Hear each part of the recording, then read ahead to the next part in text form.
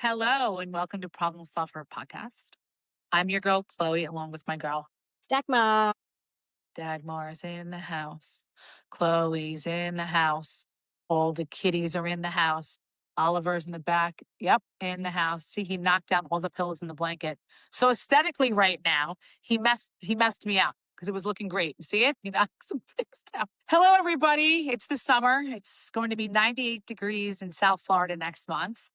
And we are here to discuss many different topics and scenarios. It's a safe place for people to share their stories and their experiences and all the advice we and they have to give when they come onto the podcast. And since I just got back from a fabulous 2.5 week birthday celebration, Dagmar and I feel like this topic is apropos, as we say.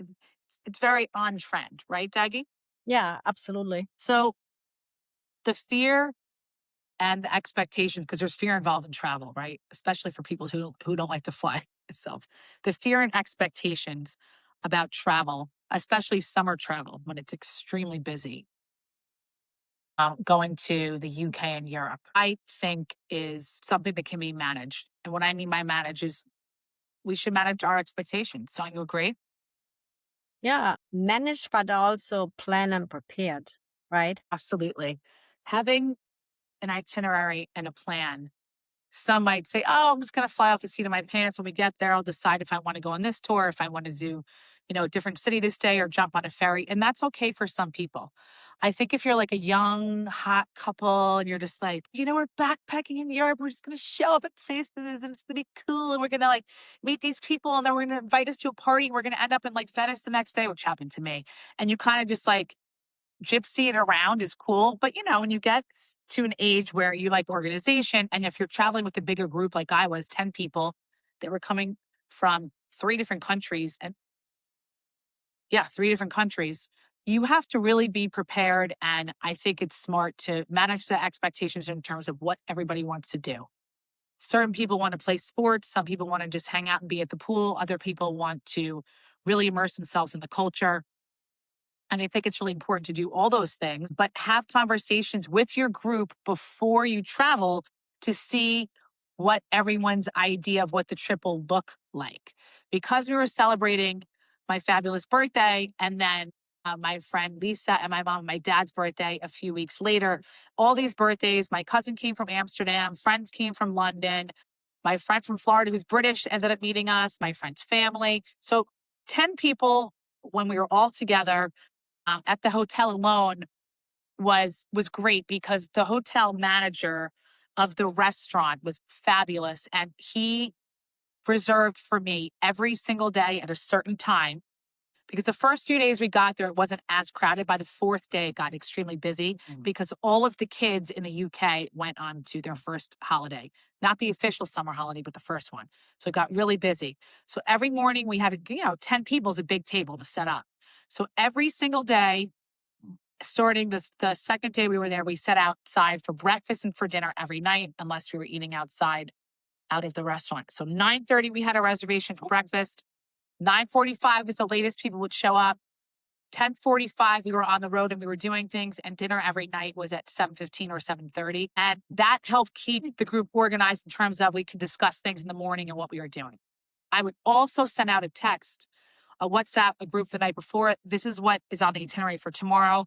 If you're coming, buy these tickets. Here's the link for the ferry. Let me know who's in, by this evening. And everything worked out. However, there was one day my dad said, I have to play golf. Sorry, I'll see you guys later. And my cousin went with him, which is great because it's my dad's brother's son who really only lived in the States as a child and grew up in Amsterdam. And so I only see him so often. And I'm lucky enough to have seen him the last 2 summers. And he and my dad really got to bond and have that uncle, nephew time, if you will. So they did their own thing.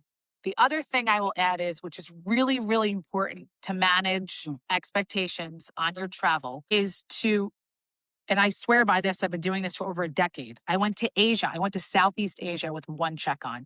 If you can, and you're strategic in how you pack, if you're going to different cities like I was, to please try to just do a carry-on. The largest carry-on You can go onto the website of every airline because it's different, the capacity, and do that.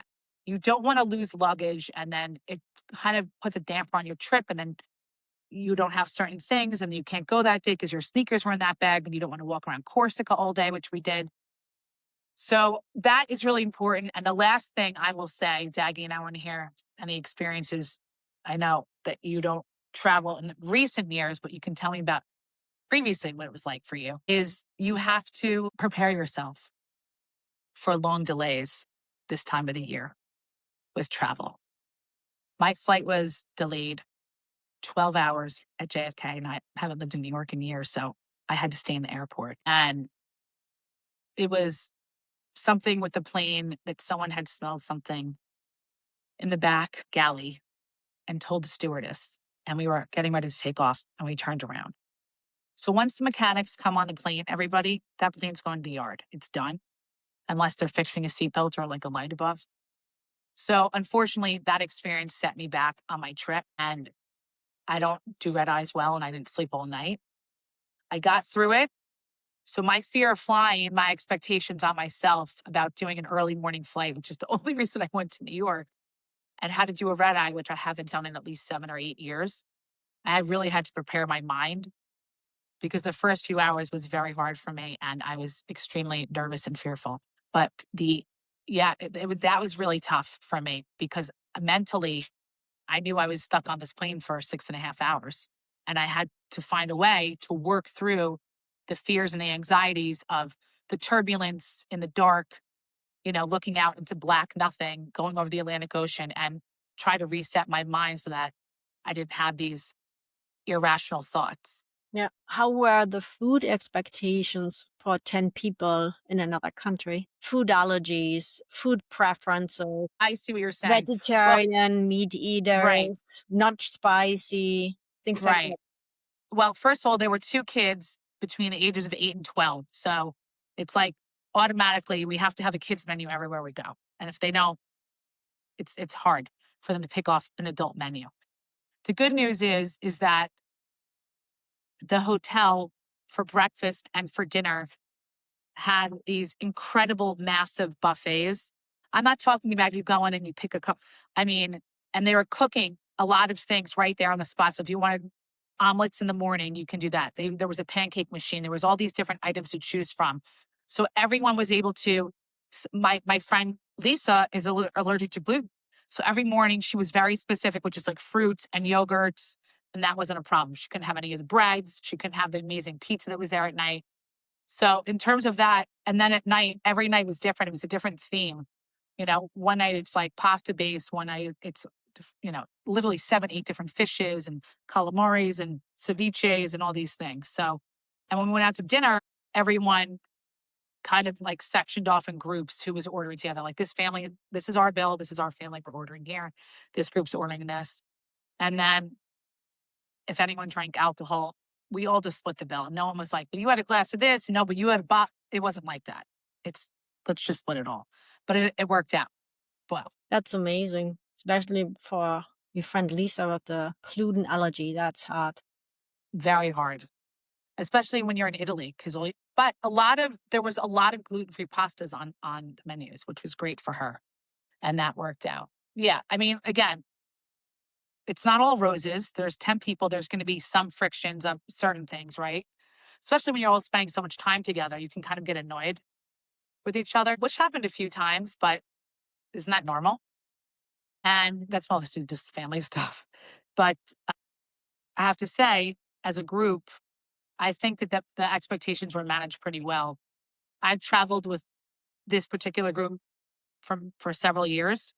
It was Lisa's first time traveling with us, but she's a world traveler and her husband is a private pilot. So she's been all over the world and she knows how to travel well. And I think that people have to, especially if you have a larger group, there was one group that was there. It was like 18 or 20 people. And that's a really hard group to manage. I mean, 10 isn't 7, 10, that's starting to get, okay, we have to really be super organized here, but 18, 20 people. I am curious to see how that all went down because that's a really large group to manage. And I think it was a family, I think they said it was a family reunion, that they were all together. So if you're traveling in a large group, really try your best to manage expectations, give each other grace, and also time things correctly. When we went to this one island to take the ferry to go to Bonifacia from Italy, even though it's not part of Italy, the city sounds Italian, but it's not. It's on an island off of France called Corsica. And we had a little situation when we got to the ferry. So I took screenshots of our tickets. You have to bring your passport because you're leaving to go to another country. And I took the barcodes. And what happened was, and I didn't realize this, the company going there was one company and the company going back was another. Even though we bought all the tickets on the same website, it's different operators of the ferry. So when we got there, they were like, no, no. I'm like, what do you mean, no, no? They're like, this is for your return. And it's a different company. I'm like, so I don't understand. What are we supposed to do here? Well, if you can't show us the tickets, you're not getting on. And we were like super excited to go to Corsica for the day. Everybody wanted to do it. And my parents and I were like, what are we going to do here? I took the screenshot. I'm not in Wi-Fi. I can't pull up my emails because, your phone's only in airplane mode. I'm not paying $15 a day to keep it on. And so I see a woman about 5 feet from me and she's marking off names on a list. She actually printed, this is so old school. They would never do this in the States, but this is why I love the Italians. She had a printed record of every person that was going on there. And it was a lighter, maybe there was like 175 people because on the way back, it was totally packed. And I went to her, I said, Miss, if I show you all of our passports, can you please cross-reference with the names? Because our whole family, everyone's here. And she said, okay, che cosa? And I'm like, oh my gosh, my Italian's not that great, but it's okay. And I was like, che cazzo? Which is kind of like a curse word in Italian, but it's kind of like, come on, just can help me out, And she laughed a little bit until she did it and we were able to get on. But, these are the things that come up in your travel. So it was my fault though. I just took a screenshot and assumed it was like both, same company. So, Yeah. but that worked out. How was it driving with the car there? Great question. So if you are going to the island of Sardinia, which was part of where I was, people don't realize, so it's part of Italy, obviously, Sardinia. It's a large island in terms of first of all, they don't have Ubers and the taxis are very expensive. You have to rent a car. I flew into OLB, which is in the south, and the drive to the hotel where we stayed up in Palau, which is outside of Porto Cervo, is about 45 minutes, no traffic. The roads are extremely windy and there are no streetlights. And we landed at 6:45 p.m. And by the time we got out and got the car, it started getting dark. And so I drove in the dark with no streetlights on a very windy street after my parents barely made the flight. I was sitting in the Priority Pass lounge waiting for them. And Dagmar, you've met my dad. He's a little impatient. He's like a Jewish impatient man, like Larry David kind of type. Anyone that knows that show, Curb Your Enthusiasm. They came from Miami. They landed on time. He called me on WhatsApp and was like, we're just in a different terminal. So British Airways is Heathrow's, obviously, that's their number one hub. But they can fly into, and I didn't even know this, 2, 3, or 5. And they landed at 2 and they had to meet me in 5. So they had to take a bus over and it was stopping at other terminals to let people off. And then they get into the terminal.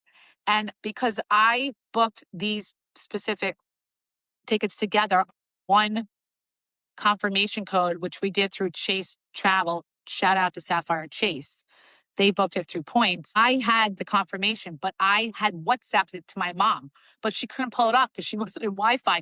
I'm like, Dad, just go to a counter. We have to board soon. Like they had 3 hours when they landed to go through passport control, to continue on to, another flight. And so they got into the lounge. Now I'm getting nervous. At 1:15, 1:30, I was like, we've got time. Good. 1:45, 2:00 now, and boarding's at 2:15. And boarding in the UK and all over Europe is not like the States. They board so fast and so furious, and they take off right away. This is not like delayed like this. It's a quick 2:05, and it comes after a red eye, after 9.5 hours of flying. I'm almost like, I have to eat. My dad's like, we don't have time. Like a military. We gotta go to the bathroom, gotta drink a little bit of are we gonna go? So we get down there and it's a bus that takes you to get on because there's no air bridge, jetway. And they're like, you're the last people. The bus is run out to that bus. It's leaving right now. So we just made that and then driving after that in the windy streets. But I wasn't nervous, A, because I'm a very confident driver, and B, growing up on the island of Jamaica, the roads are even windier and they're more narrow.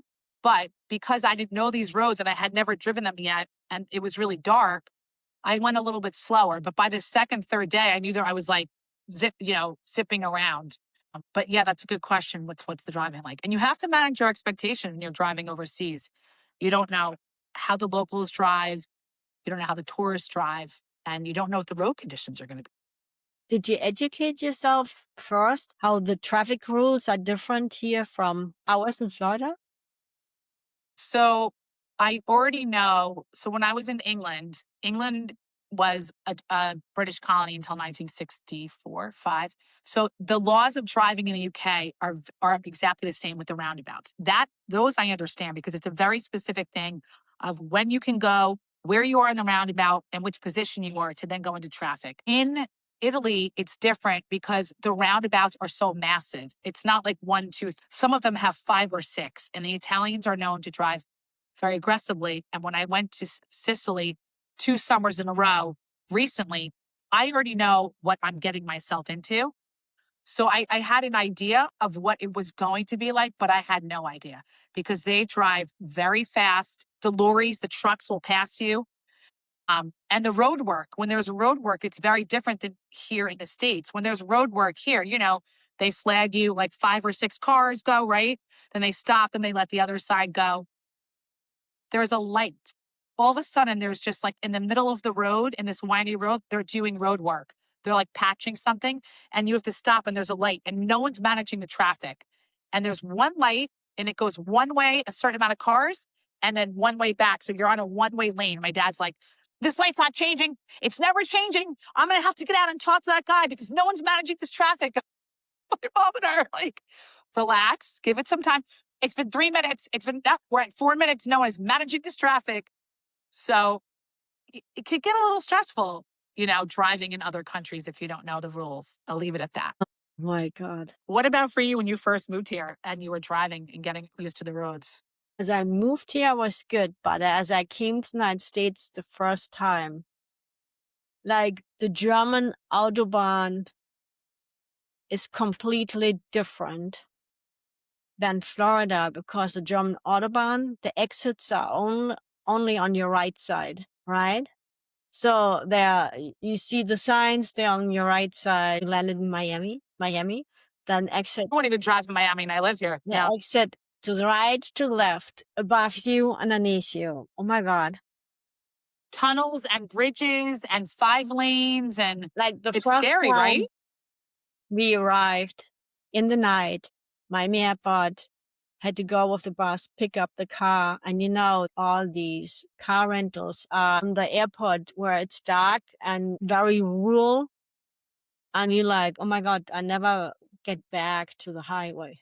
Like I will never find it. And it was very challenging emotionally and mentally and physically to react fast enough, right? Figure out your way. And the first time I came to the United States, there was no GPS. We had cards. Can you imagine? Like, I don't even know how people drove. I drove to California from New York on a map. I couldn't do that today. I don't know how I did it back then. Yeah. So you had to find it on your own without directions. For me, traveling, when I had to travel in other countries, the driving was the most tense, nervous, nerve-wracking one. The most enjoyable was with my partner and my 3 godchildren. We drove to the opening of Disneyland Paris. That was just magical. That's amazing. Magical. So from where I lived, it's 6 hours. So we had a little hotel. It was the Western Saloon, whatever, with bunk beds for the kids. And Disneyland Paris, then, I don't know how it is now, then you had the park here, and there was a lake, and then the hotels were all here. So you could walk from the hotels right into the park. And that was like having the kids in the back, and then the 6-hour drive from Germany through France to Paris. And it was like Christmas in July. That's a real saying. That's actually one of like the slogans for marketing for Christmas in July. Yeah. And then we arrived there, and I was prepared and planned. And my little ones, they were between 5 and 8.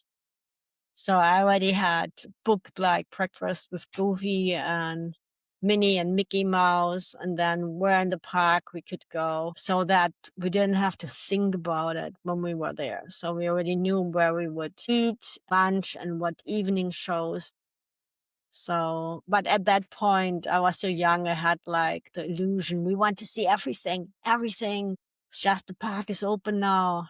And then later, we came back several times. And every time when we came back, I was more relaxed. We don't have to stress today. We can walk slowly. We don't have to run to the next attraction to stay in line. With age, I guess you become more relaxed and calm about these things. Age comes with a lot more calmness, but it also comes with a lot more stress because you're so much more aware. You know, when you're younger and you have like no fear, you're kind of like delusional to what's really going on. And then you get older and you really see the world and you go, oh, okay. Okay, I'm sharper now and I'm calmer, but I notice a lot more Yeah. things. Hey, speak about preparation. So from my godchildren, my preferred golden child, Tinka, she had the smartness. She was 6 and she already had, you could see, street smart. She will make it in life. So we went to the Alice in Wonderland labyrinth. Yeah. And I said to her, and at that point, as Disneyland Paris opened, they mostly spoke French. They did not speak a lot of English. So I said to her, so if we lose each other, you say sortie, sortie, and you go to the exit and wait for me, okay? And she, yeah, don't worry. Yeah, we'll do that. And okay, so we're walking through Alice in Wonderland, and they had the high bushes. And in the bushes, they had these little doors for the kids. And they opened the door and they were gone. And I could not get through the door. Like, it was too tiny for me. And I'm, oh my God, I lost them. And there, it felt like millions of people were there. It was just the opening, right? And I'm, So scary. oh my God, I lost them. And so as an adult, you had to run around. Like, the kids could take all the little doors, and as an adult, you had to run. So I'm like running. Took me several minutes to get to the exit. And as I just came to the exit, I saw them. And Tinga, she's like, sortie. I said, sortie. And they sent us here. And the other two were crying. Well, it's traumatizing for them. Yeah. Yeah, that was traumatizing for me too.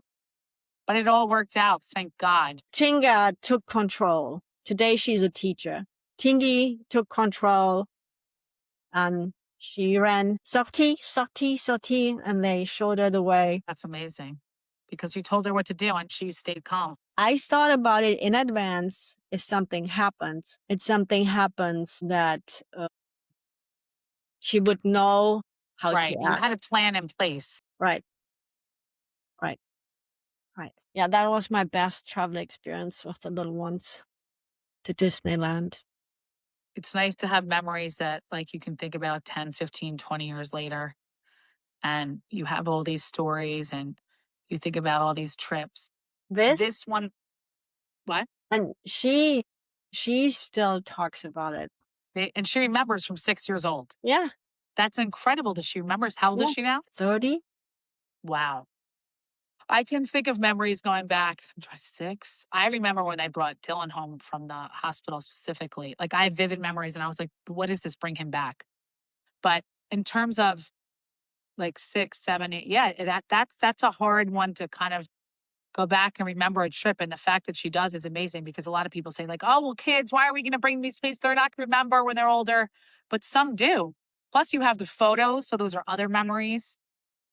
And I think it's great that you put a plan in place so she stayed calm about it because she knew what to do. Yeah, and And she tells her kids about it today when they go anywhere. And the funny thing is, Grandma Jean taught me that I never heard that in Germany before, but here in the United States, I guess when you go into a movie theater, if your husband is a firefighter or a police officer or your brother, they tell you, look for the exits.